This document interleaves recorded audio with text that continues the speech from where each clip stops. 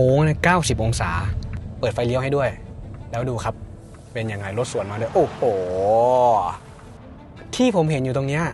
เขาไม่มีเส้นผมว่าทาง Xpeng น่าจะอยากให้เราได้เห็นประสิทธิภาพของ XNGP ในพื้นที่แคบๆผมไม่ได้บังคับเองเลยนะ X9 สู้ไม่ได้อย่างแน่นอนโมนาหรือว่า Xpeng L03 เนี่ยเป็น entry level ด้วยนะแต่ entry level แล้วก็ทำได้ขนาดเนี้ยมันสุดยอดมากๆนะดูนะครับโอ้เนี่ยจงใจจริงๆเนี่ยมีรถสวนโอ้นี่นะโอ้โหคือไม่ให้มั่นใจได้ยังไงอ่ะดูสิผมบอกเลยว่า test drive รอบนี้ถือว่าเป็นการเปิดประสบการณ์อีกอย่างหนึ่งของผมเลยนะ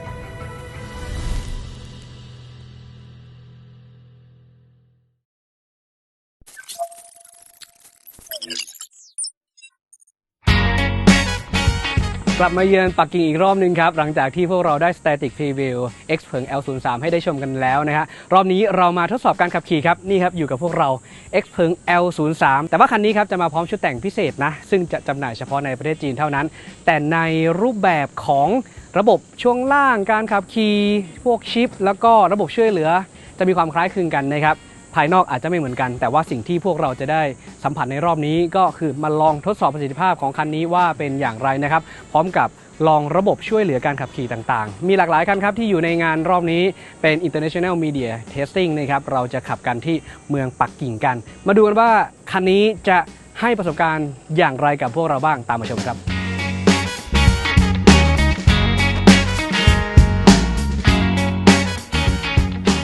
วันนี้เราอยู่กันใน Xpeng L03 นะครับเดี๋ยวมาลองทดสอบการขับขี่กัน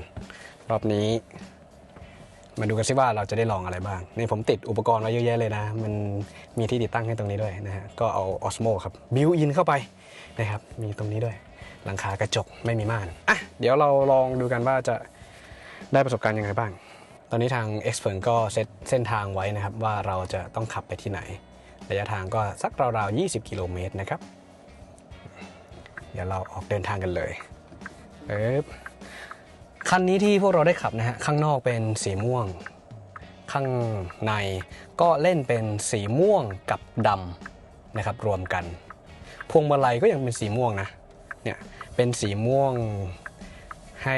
รูปแบบเดียวกับตัวนี้ด้วยเท่าที่ผมนั่งอยู่ตอนนี้นะผมจะเห็นหน้าจอ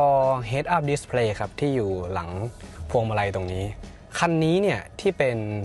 รถของประเทศจีนเป็น China Modelเราเริ่มออกเดินทางกันนะครับก็จากที่เขาตั้งเอาไว้นะนี่เขาเซตแมปไปแล้วผมลองเปิดใช้ระบบขับขี่อัตโนมัติของทาง Xpeng นะครับนี่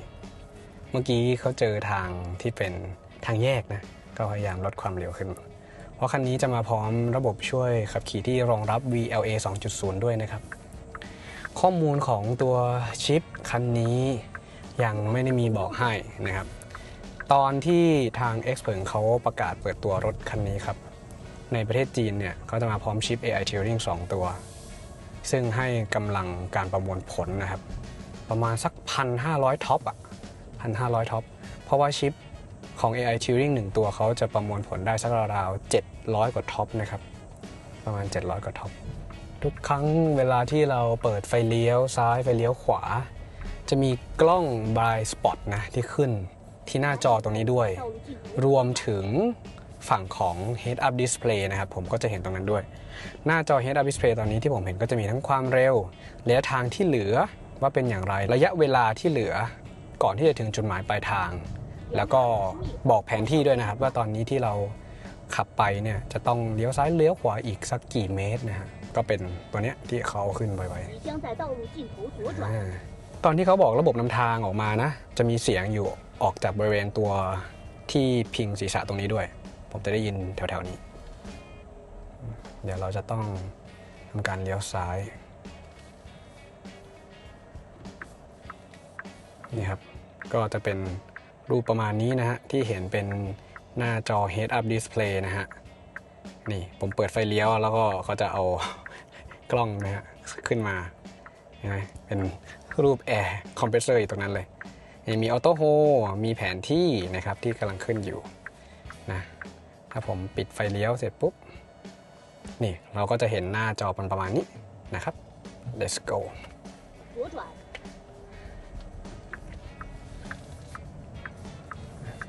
เดี๋ยวซ้ายมา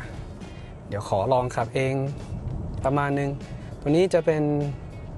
เส้นทางอยู่บนเกาะนะฮะเป็นเกาะส่วนที่เรามาพักเมื่อคืนนะเส้นทางก็สวยงามเลยทีเดียวบอกไฟจราจรนะฮะเหลือกี่นาทีขอสัมผัสช่วงล่างนิดนึงช่วงล่างด้านหน้าของเขาเป็นแมคเฟอร์สันนะครับช่วงล่างด้านหลังเขาเป็นมัลติลิงค์เป็นช่วงล่างแบบคอยสปริงล้อคันนี้เป็นล้อชุดแต่งถ้าจำขนาดไม่ผิดน่าจะสัก18 นิ้วนะครับการซับแรงกระแทกทำได้ค่อนข้างดีครับอาจจะเพราะด้วยเนี่ยตอนนี้คือเราอยู่ถนนในเส้นที่ต้องเรียกว่าเรียบแหละเรียบเรานั่งมาด้วยกันทั้งหมด4 คนครับผู้โดยสาร4 คนหน้า2หลัง2นะครับการเก็บเสียงถือว่าใช้ได้เลยออกนุ่มนวลแล้วก็มีความกระชับนะฮะไม่แข็งตึงตังจนเกินไปทัศนวิสัยในการขับขี่ครับกระจกโพสิชันการนั่งนะฮะแล้วก็ช่องแอร์ที่ผมอยากจะเล่าหน่อยเพราะว่าตอนที่พรีวิวไปเราจะเห็นว่าช่องแอร์เนี่ยเขาไม่ได้อยู่ข้างบนละเขาอยู่ตรงข้างล่างกลางๆตรงนี้นะครับถือว่าพุ่งเข้ามาตัวเราค่อนข้างดีเดี๋ยวผมจะลองเปิดใช้ระบบ VLA ดูนะครับนี่มันจะขึ้นเป็น NGP นะฮะ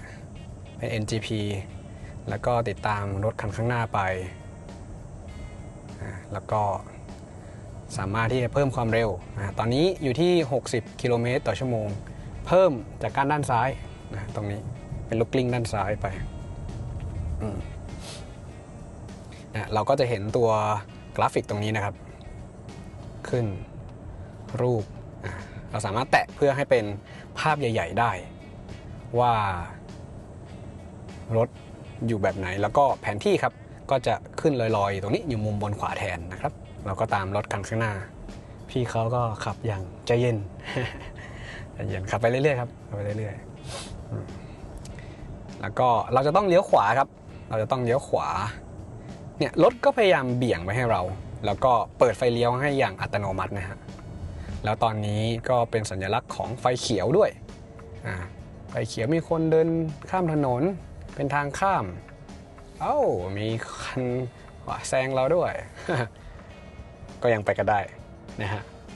อันนี้แอบตกใจนิดนึง เขาพุ่งพรวดขึ้นมาเลยนะครับแต่เราก็ใช้ตัว NGP ครับเพื่อลองทดสอบดูว่าระบบการขับขี่หรือว่าช่วยเหลือการขับขี่แบบอัตโนมัติของเขานั้นเป็นอย่างไรนะฮะผมจะเซตอัพความเร็วสักประมาณ70ตอนนี้หน้าจอผมจะเห็นอยู่ที่75 กิโลเมตรต่อชั่วโมงเวลาที่เขาเลี้ยวขวานะสังเกตว่าระบบ NGP ของเขาเนี่ยจะพยายามชิดขวาเลยจะพยายามไม่อยู่ตรงกลางเลนมันเป็นเหมือนเวลาที่เราจะเข้าโค้งผมว่ามันเหมือนคนนะเวลาที่เราจะเข้าโค้งซ้ายหรือเข้าโค้งขวาเราจะมีอาการชิดเข้าข้างในนะฮะซึ่งมันจะทำให้รูปแบบของการขับขี่นั้นมันเหมือนเป็นการตัดเอเปกคือเวลาที่เราจะเข้าโค้งเราก็เหมือนมองมุมแล้วว่าแบบตรงเนี้ยเป็นเส้นเอเปกที่เข้าโค้งได้อย่างปลอดภัยแล้วก็รวดเร็วนะครับเห็นไหมเมื่อกี้มันจะมีซ้ายขวาอันนี้จะเป็นซ้ายด้วยซ้ายก็จากรูปตรงนี้คุณจะเห็นได้ชัดเจนนะครับเขาจะพยายามชิดตรงนั้นมีรูปรถ3 ล้ออยู่ข้างหน้านะเดี๋ยวจะมีจักรยานข้างหน้าด้วยนะเขาจะเห็นจักรยานไหมเนี่ยเขาเห็นเป็นรูปคล้ายๆคนขับมอเตอร์ไซค์ครับก็จะมีการดีเทคแล้วมีการชะลอนะเห็นไหมเนี่ยตรงนี้ชัดเจนเลยปึ๊บนะฮะแจ้งเตือนนิดนึงจับหน่อยผมก็จับพวงมาลัยความเร็วตอนนี้อยู่สักประมาณ40 กว่าครับ41ลดลงมาเพื่อให้ความเร็วในการขับขี่นั้นปลอดภัยในการเข้าโค้ง อันนี้เป็นการทดสอบระบบ NGP ของคันนี้เนี่ยอันนี้กำลังวิ่งผ่านเส้นรอยต่อถนนเส้นเขาเรียกว่าเส้นชะลอความเร็วบอกให้ลดความเร็วนะฮะก็ซับได้ค่อนข้างนุ่มนวลเลยทีเดียวเดี๋ยวโค้งหน้าครับจะเป็นโค้งตัว S โค้งตัว S ดูซิว่าจะเป็นอย่างไรจัดการได้ไหมแล้วมันจะมีโค้งที่แบบหักศอกโค้งตัวนี้ด้วยนะเดี๋ยวรอดูกันนี่ก็ถือว่าเป็นการทดสอบรูปแบบการขับขี่ให้เห็นความชาญฉลาดว่า Xpeng L03 นะหรือว่าที่ประเทศจีนจะเรียกว่า Xpeng Mona L03 ทำได้ดีขนาดไหนเนี่ยผมแค่ประคับประคองพวงมาลัยนะครับอยู่ตอนนี้กำลังลงเนินเขาผมเซตความเร็วอยู่ที่75กิโลเมตรต่อชั่วโมงครับโค้งนี่เยอะนะดูดิเนียนเลยเนียนกริปนะฮะเนียนกริปเลยนะครับพอทางเริ่มตรงก็ทำความเร็วเพิ่มมากขึ้นนะแต่ทางไหนที่เนี่ยเดี๋ยวจะต้องเลี้ยวตรงนี้หน่อยไม่ได้ครับขวาเสร็จปุ๊บแล้วมาซ้ายต่อเฮ้ยดูดินี่นะครับระบบช่วยขับขี่ของ Xpeng ครับใช้ Vision เท่านั้นในการที่จะขับไม่ได้ใช้พวกไรด้านะจะใช้กล้องในการตรวจจับแล้วก็มาใช้คิดคำนวณซึ่งเป็นการประมวลผลโดยการใช้ภาพอันนี้ทางนี้โค้งเยอะโค้ง90องศาเปิดไฟเลี้ยวให้ด้วยแล้วดูครับเป็นยังไงรถสวนมาด้วยโอ้โหนี่นะฮะ NGP ของ L03 เป็นไงนี่เปิดไฟเลี้ยวให้แล้วโค้งเยอะด้วยนะเมื่อกี้เนี่ยบอกเลยว่าเจ๋งเลยทีเดียวเฮ้ยอยากให้ฟีเจอร์นี้เข้าไปในประเทศไทยเร็วๆคือระบบ NGP เนี่ยเท่าที่คุยกับทาง Xpeng ตั้งแต่ช่วงที่มาเปิดตัว X9 ใหม่นะครับเขาบอกว่าจะเอาออก global ด้วยนี่เขาเห็นรถจักรยานเขาจะแซงก็ค่อยๆผ่านไปเฉียดไปนิดแต่ก็ชะลอความเร็วนะชะลอความเร็วก่อนที่จะเริ่มแซงนะครับเขาจะเอาระบบนี้ครับออกไปใช้ที่ global ด้วย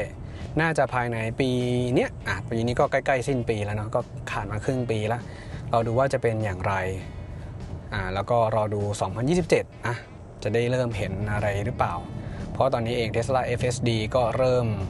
ออกมาในหลากหลายประเทศมีข่าวแว่วๆว่าอาจจะเข้าไปในไทยเปิดให้ใช้งานกันไม่รู้ว่าภายในปีนี้หรือเปล่านะถ้า Tesla นำก่อนแล้วก็ตัวอื่นก็น่าจะทยอยตามๆกันมาเนี่ยตอนนี้ผมยังเปิด NGP มาตลอดนะครับระยะทางมายาวๆนะความเร็วที่เซตไว้75ก็ยังไปไม่ถึงเพราะว่ามันเป็นเส้นทางที่ขึ้นเขาลงเขาคดเคี้ยวเลี้ยวซ้ายเลี้ยวขวาเขาต้องรักษาความเร็วนะครับอันนี้นี่ครั้งแรกที่น่าจะเข้าทางเล็กด้วยนะเดี๋ยวเราดูว่าเป็นยังไงผมจะพยายามประคองอย่างเดียวนะแล้วคุณผู้ชมมันไม่มีเส้นถนน มันเป็นเส้นเดียวแล้วไม่มีเส้นกลางอันเนี้ยเป็นฟีลลิ่งเหมือนการเทสคือเราเห็นคนจีนเขาเทสแบบนี้อันนี้ตื่นเต้นจริงๆนะไม่ใช่ตื่นเต้นเพราะอยากจะพูดนะแต่ตื่นเต้นจริงๆเพราะว่าที่ผมเห็นอยู่ตรงเนี้ยเขาไม่มีเส้นตรงกลางเขาตีแค่เส้น2เส้นขวากับซ้ายแล้วให้รถเราขับผ่านอันนี้แหละที่ก็ปรับเซียนเหมือนกันนะมีมอไซค์เข้ามาแต่ตัวรถเขาจะมองเป็นการตีเส้นของเขาแยกกันให้เองแต่ที่เห็นในภาพคือมันไม่มีเส้นไงตรงนี้ก็วัดใจอีกหน่อยต้องเลี้ยวขวาด้วยมีคุณลุงถือถังน้ำด้วย3แยกตรงนี้คือมันคือย่านชุมชนมันเป็นย่านชุมชนแล้วก็เราก็เปิดระบบช่วยขับขี่อัตโนมัติเข้ามาโอ้โหดูดิเฮ้ยเจ๋ง ปกติผมจะเปิด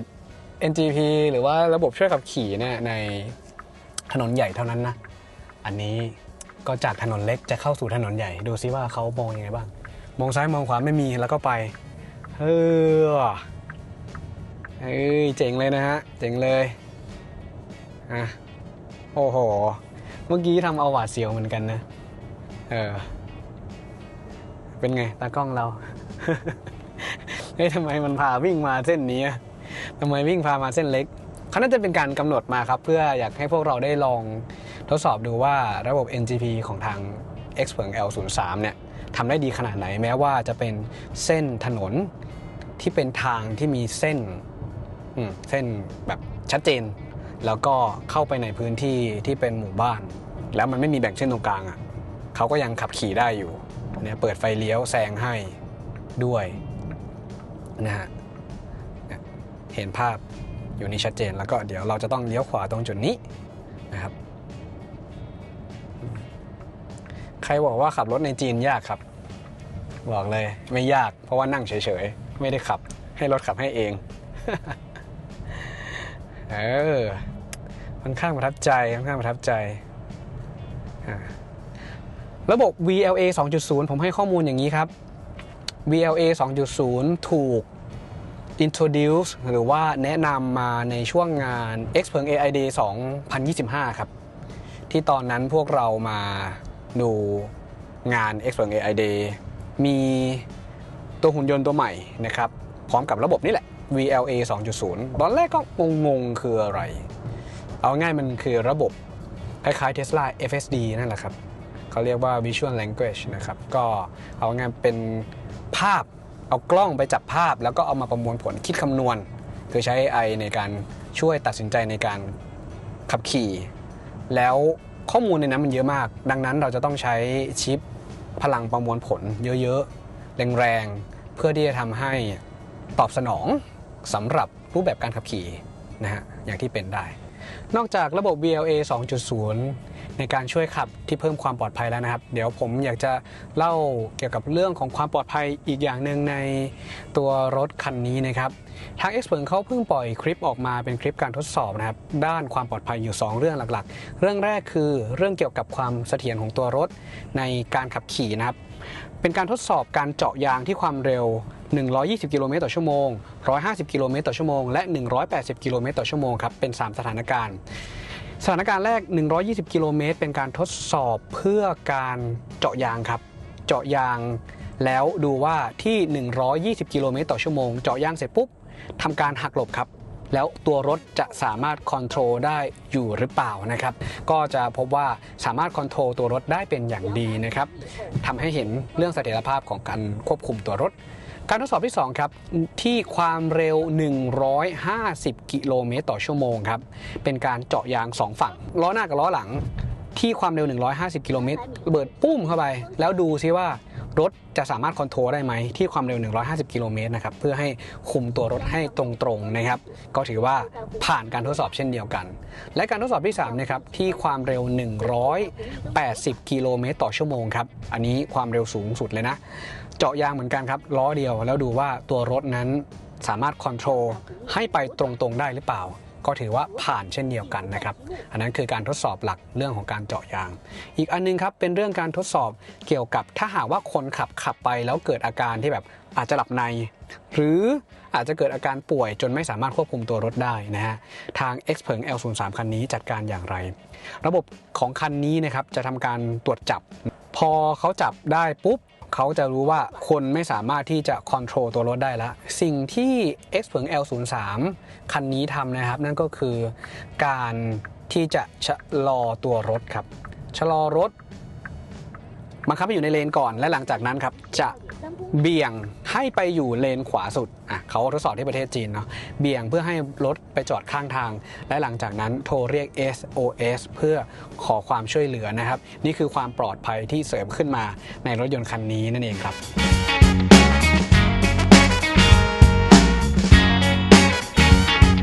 ตอนนี้เราจะเลี้ยวซ้ายครับแต่ว่าเราเจอไฟแดงเขาก็หยุดครับนี่หยุดเลยนะฮะเพราะว่าเห็นไฟแดงละแล้วก็ไฟแดงตรงนี้ก็นับถอยหลัง อีกใน3 2 1ก็จะกลายเป็นไฟเขียวและเราก็จะเลี้ยวซ้ายผมไม่ได้แตะมีจักรยานน้อย คุณป้ามาตรงนี้ด้วยทำเอาเสียววับตัวนี้ผมก็ไม่ได้แตะคันเร่งเพื่อออกตัวนะเขาก็จะดำเนินการให้หมดเลยเป็นออโต้ไดรฟ์เลย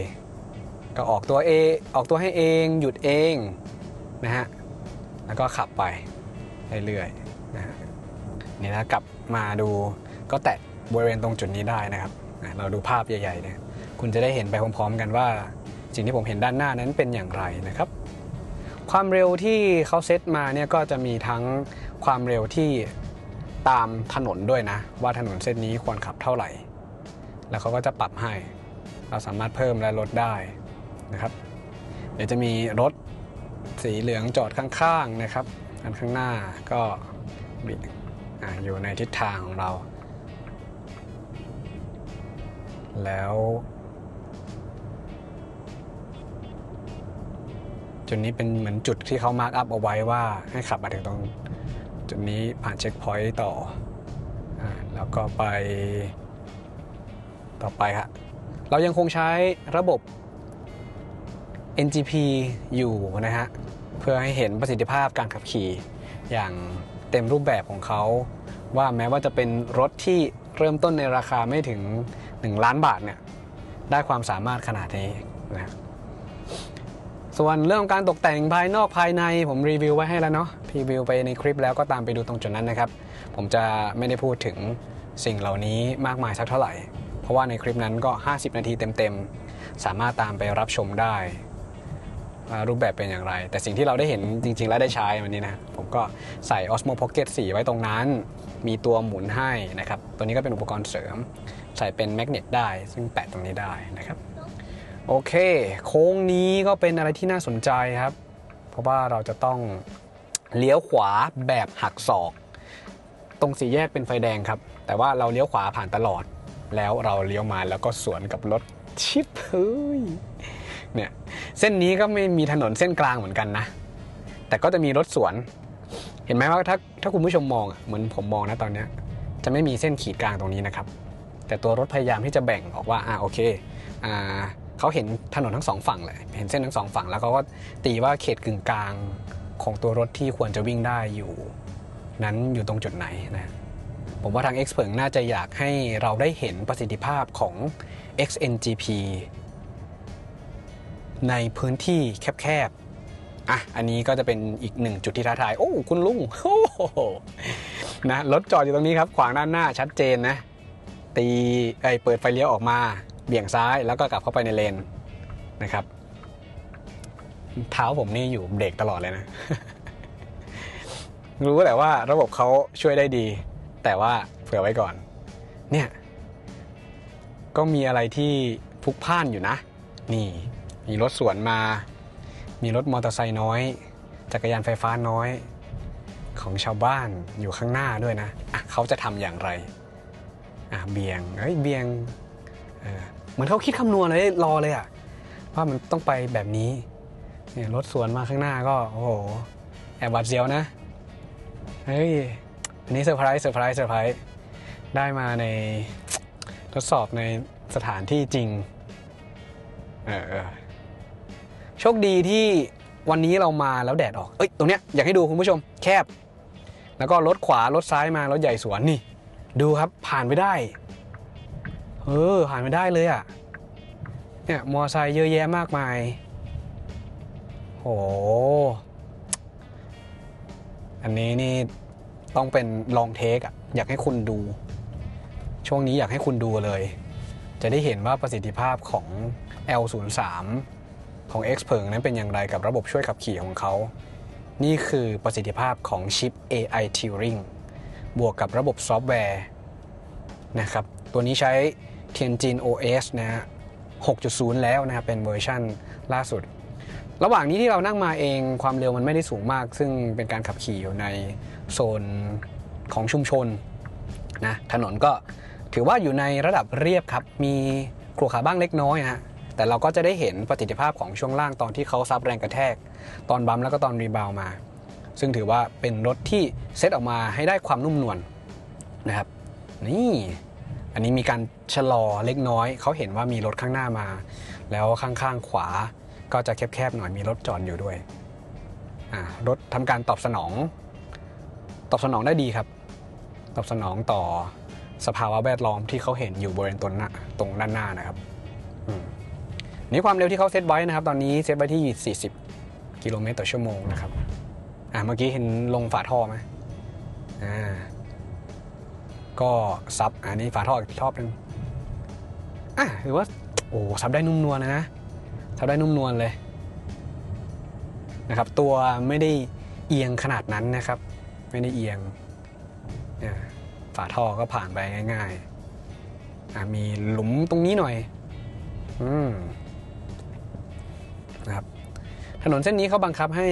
ขึ้นอยู่ที่30ครับเรา30ก็เลยจะช้านิดนึงไม่เป็นไรครับผมจะพยายามไม่ interrupt เขานะเราจะใช้ NGP ไปตลอดทางเฮ้ยเห็นไหมฮะผมไม่ได้บังคับเองเลยนะเขาเป็นคนคิดเองจัดการเองซึ่งถ้าเป็นเมื่อกี้ถ้าคนขับรถไม่ดีก็ต้องอาจจะต้องเบรกแบบอาจจะหยุดเลยอย่างเงี้ยแล้วมันเจ๋งบอกตากล้องเลยเอาอันนี้ขึ้นไปนี่เลยนะไปขึ้นเป็นไฮไลท์ให้เขาดูกันเลยอันนี้คือแอบตกใจเองด้วยนะคุณผู้ชมเห็นรถตู้เมื่อกี้ไหมมาแรงอยู่นะครับแล้วถนนมันแคบแล้วฝั่งขวาของเขามันมีรถด้วยมันมีรถหรือมันมีคนอะไรสักอย่างหนึ่งแหละเขาก็เบนมาหาฝั่งเรานะแล้วก็แบบชิดเรามากแต่ก็คันนี้ก็ตอบสนองได้เป็นอย่างดีนะครับชะลอด้วยแล้วก็เบี่ยงออกด้วยนิดนึงเพื่อไม่ให้เกิดการชนนะครับดูการตัดสินใจนี่ครับการตัดสินใจของเขาเป็นยังไงอันนี้เราก็จะเลี้ยวซ้ายเพื่อขึ้นสะพานนะครับขึ้นสะพานรัฐมาเลยนะสองฝั่งข้างทางสวยงามนะตรงนี้แม้ว่าจะเป็นอยู่ในปักกิ่งก็ตามครับแต่ว่าออกมาจากนอกเมืองพวกผมนั่งแท็กซี่ออกมาสักเกือบ2 ชั่วโมงนะออกมาทางโซนเหนือของปักกิ่งซึ่งถือว่าอยู่ในเขตที่เนี่ยมาอีกอันหนึ่งนี่จัดการได้ดีเช่นเดียวกันปกติได้ใช้ระบบช่วยขับขี่เฉพาะในเมืองแล้วก็เส้นใหญ่ๆนะครับแต่อันนี้พามาลุยชนบทมีขายแอปเปิลอยู่หน้าบ้านด้วยนะโอ้โหดูสวนแอปเปิลอยู่ข้างใน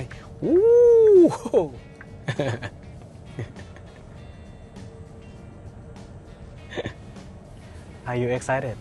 Is it driving itself? Yes. Okay, great. I use the full self-driving all the time. I use NGP all the time. Yeah, it's autonomous driving is very smart now. Yes. I try to not control the car and let the car drive by itself. นี่โหผมบอกเลยว่าทริปการtest drive รอบนี้ถือว่าเป็นการเปิดประสบการณ์อีกอย่างหนึ่งของผมเลยนะเพราะอย่างที่บอกครับปกติขับแต่ในเมืองรอบนี้มาชนบทขนาดเล็กนะเส้นถนนขนาดเล็กให้เห็นการใช้ชีวิตประจำวันเลยว่าระบบอัตโนมัติระบบขับเคลื่อนอัตโนมัติเนี่ยไปถึงระดับไหนแล้วนะของ Xpeng อย่างที่บอกครับโมนาหรือว่า Xpeng L03 เนี่ยเป็น entry level ด้วยนะแต่ entry level แล้วก็ทำได้ขนาดเนี้ยมันสุดยอดมากๆนะผมมีข้อมูลที่น่าสนใจอย่างหนึ่งเรื่องราวเกี่ยวกับชิปเซ็ตของตัวรถคันที่เราขับอยู่เนี่ยในรุ่นของเวอร์ชันประเทศจีนนะครับแต่ก่อนที่จะพูดเรื่องชิปมาดูคันนี้ก่อนนี่จักรยานอยู่ตรงหน้ามีรถสวนมาหลายคันนะครับทำอย่างไรโอ้โหรอให้รถผ่านไปก่อนแล้วก็เปิดไฟเลี้ยวซ้ายแซงแล้วก็ตบเข้าไปในเส้นของตัวเองนี่คือความฉลาดนะฮะของการทำงานร่วมกันระหว่างชิป AI Turing รวมกับระบบ Tianjin OS 6.0 ผมให้ข้อมูลเรื่องชิปต่อชิปที่อยู่ในรถคันนี้ครับ Xpeng L03 ถ้าหากขายในประเทศจีนก็จะเป็น Mona L03 จะมีชิป AI Turing 2 ตัวนะครับสตาร์ทเริ่มต้น2 ตัวเขาอาจจะมีแค่2ตัวนี้ในของประเทศจีนนะแต่ว่าตลาด global ครับจะมีชิป AI Turing ถึง3 ตัวสูงสุดนะครับในรุ่น Ultra นะครับซึ่งชิปเนี่ยในคันนี้ที่พวกเราขับเนี่ยใช้ชิป2 ตัวนะครับการประมวลผลอยู่ที่ 1,500 ท็อปส์ส่วนถ้าเป็น3 ตัวครับการประมวลผลรวมกันเนี่ยจะอยู่ที่ 2,250 ท็อปดังนั้นหมายความว่าการประมวลผลจะรวดเร็วมากกว่านี้อีกนะครับนี่แค่ 1,500 ท็อปยังทำได้ขนาดนี้ถ้า 2,250 ท็อปจะเป็นอย่างไรนะฮะอันนี้ไม่ได้ผิดที่เรานะ คันข้างหลังก็บีบเพราะว่าคันเหลืองข้างหน้าเขาไม่ไปนะแต่จะเห็นแล้วว่าสถานการณ์เมื่อกี้หลากหลายอย่างนะครับตอนที่พวกเราขับมาเมื่อกี้ผมก็คุยกับทางเอ็กซ์เพิร์ทเขาด้วยก็จะเห็นตัวถนนแคบๆแล้วก็รถสวนกันไปสวนกันมาในถนนเล็กๆนี่ฮะทำให้เห็นประสิทธิภาพที่พลังการประมวลผลที่แท้จริงว่าคันนี้ทำได้ระดับไหนซึ่งบอกเลยว่ารถที่ผมขับอยู่X9 สู้ไม่ได้อย่างแน่นอนเพราะว่าตัวนั้นมันเป็นชิปเก่าเพราะคัน X9 ของผมเจเนอเรชันแรกนะครับก็ยังเป็นชิป NVIDIA Orin X อยู่ดูนะครับโอ้เนี่ยจงใจจริงๆพาเราเข้ามาถนนที่พลุกพล่านไปด้วยผู้คนรถยนต์รถจักรยานไฟฟ้าคนเดินรถ3 ล้อนะฮะที่ทำให้เห็นว่ารถคันนี้จัดการสถานการณ์ได้อย่างไรบ้างยังไม่มีความผิดพลาดเลยนะเท่าที่เจอแล้วผมก็ใช้งานระบบช่วยขับขี่ NGP นี้ตลอดด้วยโอ้ย too close Too confident that I'm so afraid of it. โอ้ what he gonna do โอเคเราเจอสถานการณ์ที่แบบว่าคุณลุงเขาจอดรถคุยกัน เนี่ยมีรถสวนโอ้นี่นะโอ้คือไม่ให้มั่นใจได้ยังไงดูสิให้เห็นจริงๆแล้วเนี่ยไม่ใช่การจัดฉากด้วยคนที่อยู่บนถนนก็คนจริงผู้แสดงก็แสดงจริงนะครับคุณลุง2 คนมาคุยกันนะครับนี่ฮาวมอ เนี่ยรถเขาก็หยุดพอหยุดเสร็จปุ๊บอันนี้หลุมใหญ่ได้ทดสอบการซับแรงกระแทกได้ค่อนข้างดีครับแต่ทำให้เห็นเลยเมื่อกี้คือถ้าคำนวณไม่ดีถ้าตัดสินใจไม่ดีซีนาริโอแบบนั้นจะทำอย่างไงต่ออันนี้คือไม่ชนคือเบรกให้เสร็จปุ๊บโอเคคุณลุงเขาก็ขยับพอขยับเสร็จปุ๊บคันนี้ก็เปิดไฟเลี้ยวซ้ายเพื่อแซงออกไปนะครับโอ้โหนี่ครับเป็นการตัดสินใจของระบบ XNGP นะครับเราจะเห็นว่าถนนนี้เนี่ยเขาบังคับความเร็วอยู่ที่30 กิโลเมตรต่อชั่วโมงครับแล้วรถเนี่ยจะทำความเร็วสูงสุดอยู่ที่40 กิโลเมตรต่อชั่วโมงนั่นหมายความว่าแอดอัพขึ้นมาประมาณ10 กิโลเมตรต่อชั่วโมงแม้ว่าผมจะเซตความเร็วให้เป็น50 กิโลเมตรต่อชั่วโมงแม็กนะครับแต่เขาก็จะทำอยู่ที่40นะครับประมาณ40นี่เห็นไหมขึ้นมานิดหน่อยเท่านั้นก็ดูเพื่อความปลอดภัยนี่ครับ XNGP ของเราเนี่ยใกล้จะถึงละนะครับอีกนิดนึงครับเราก็จะเดินทางถึงจุดหมายปลายทางที่ได้ตั้งเอาไว้ที่ X เผิงจงใจมาให้เราทำการทดสอบวิว2 ข้างทางนี่สวยมากนะฮะเป็นแบบวิวชนบทมีต้นไม้มีภูเขามีชีวิตชนบทให้ได้เห็นซึ่งก็ไม่บ่อยครั้งมากนะครับที่พวกเราได้ออกมาแล้วก็ได้เห็นวิวแบบนี้นะมีรถตู้แซงขึ้นมาแซงรถที่จอดอยู่อันนี้ก็มาเร็วเหมือนกันดูสิยังไงเราก็เบี่ยงขวาหลบไป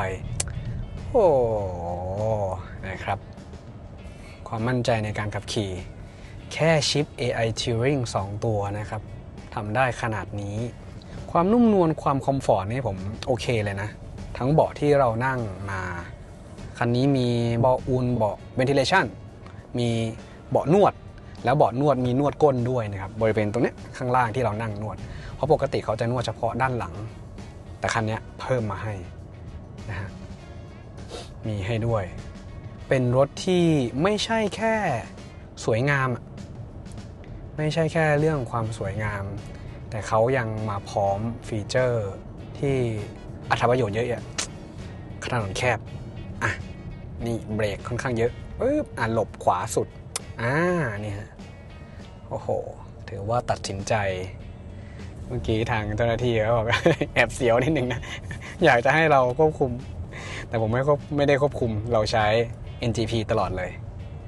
ว้าอย่าจริงๆเขาอยากให้ผมขับแหละแต่ผมอยากจะลองดูว่าพอเรามาถึงจุดนี้เขาจะจัดการอย่างไรภารกิจของเราใกล้สำเร็จแล้วนะครับแม้ว่าจะเป็นถนนที่คับแคบนะจริงๆเขาอยากให้ผมขับแหละแต่ผมอยากจะลองดูว่าพอเรามาถึงจุดนี้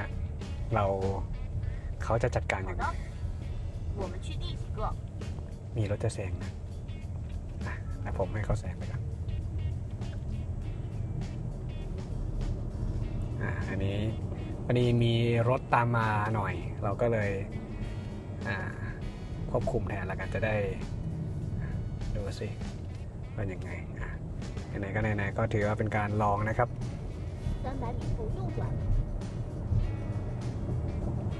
โอ้อันนี้ผมขับประมาณสัก70กิโลเมตรต่อชั่วโมงนะครับรูปแบบของถนนก็ค่อนข้างเรียบแต่ก็เป็นการซับถนนได้ค่อนข้างดีนะฮะเราขับมาถึงที่นี้นะครับเขาจัดอีเวนต์เตรียมตัวไว้ให้แล้วนะเมื่อกี้ก็จะมีผ่านตัวเนี่ยถนนที่เขาเทหินเอาไว้นะครับก็ทำให้เห็นว่าเขาพาเรามาถูกที่นะครับอย่างปลอดภัยถ้าไม่เจอรถไล่ก่อนเมื่อกี้เราก็จะมาถึงตรงจุดนี้ได้อย่างคอมพลีทเลยแต่บอกก่อนนะเมื่อกี้นี่ใช้ระบบขับขี่ ตัว NGP นี่มาตลอดเส้นทางเลยนะครับโอ้ถือว่าประทับใจค่อนข้างมากเลยทีเดียวเดี๋ยวเราไปจอดถ่ายสรุปกันนะครับกับทริปครั้งนี้กับการลองขับ Xpeng L03 ครับ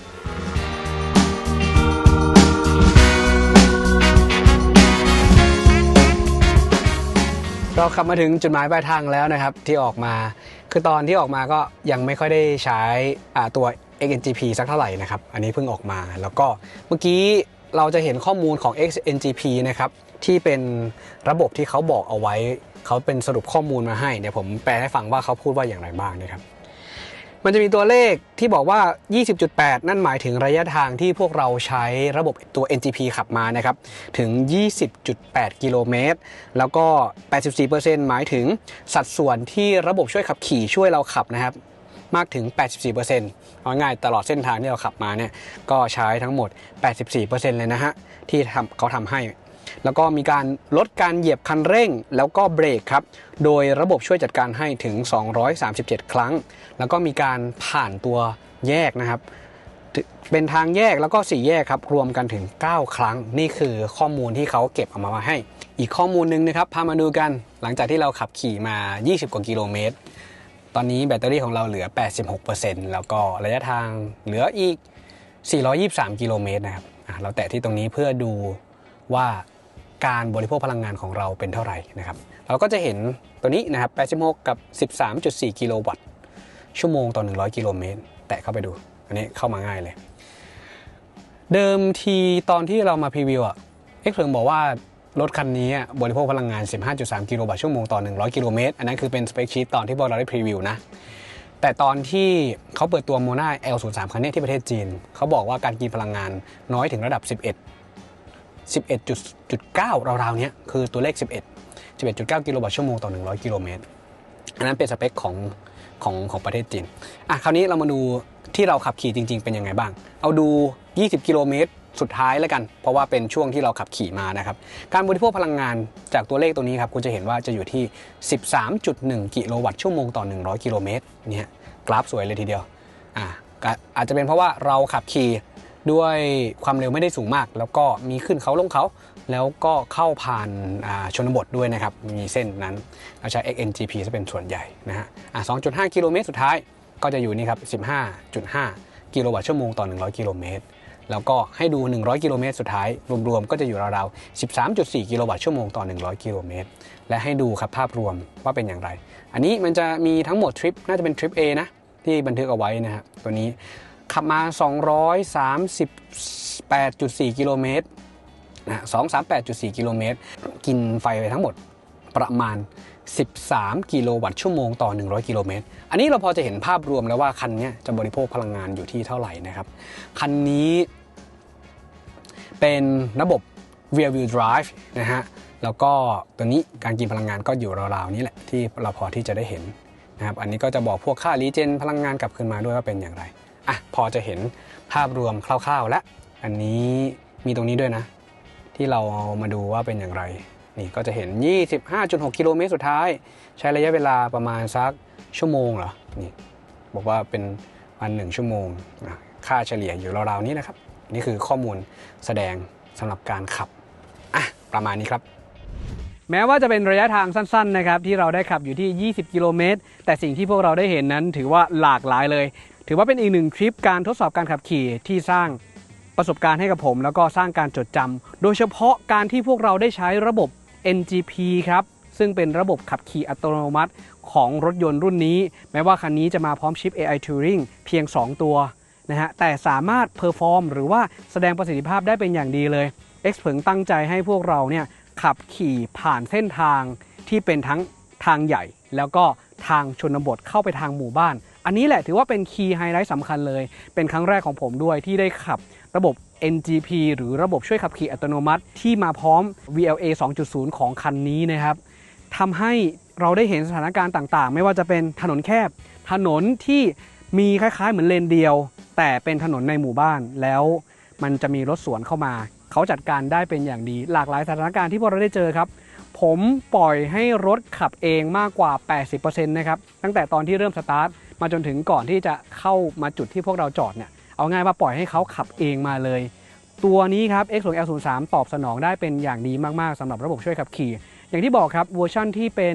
รุ่นที่ global นะฮะที่เอาจะไปขายต่างประเทศนั้นจะมีการใส่ชิป AI Turing สูงสุดถึง3ตัวเลยทีเดียวนะฮะซึ่งถือว่าเยอะมากๆนะครับทำให้พลังการประมวลผลสูงสุดอยู่ที่